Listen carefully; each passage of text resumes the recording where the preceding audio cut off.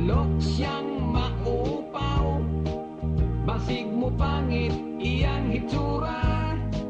Nang hiso siyang itlog, may tayo pong paog dunay lana.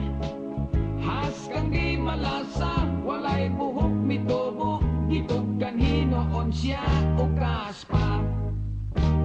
Tungod sa kabalaka, ipagkonsultas doktor nga espesyalista. Pasyente nagduda, kay ang doktor pwerte sang upawan.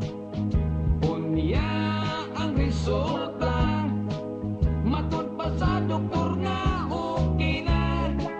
Kanang imong kaupaw, ayaw lagkabalaka, kay madugay maanag kara.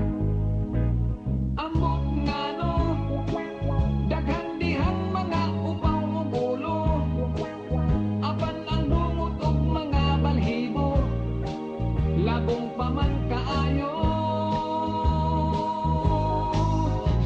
Ang atong ulo, diha sa may hubot ug alin pulo, kining dapitan yun sa tao, mao kayo'y makalbo.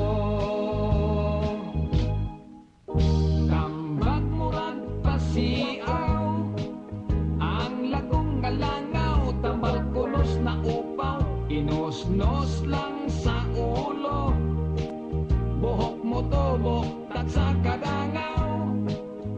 Iyak kining gituman, lagong ginos-nos kini adlaw-adlaw, balik uskas si mana, gisusigitan aw, ang upaw misamot kasinaw.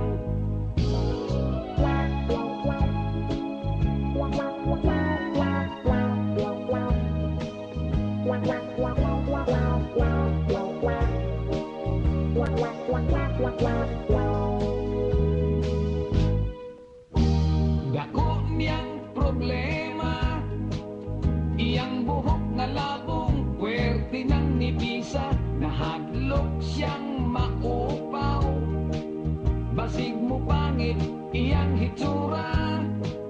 Mitanaw siya sa sabing, iyang naungurag siyubaw nga lingin.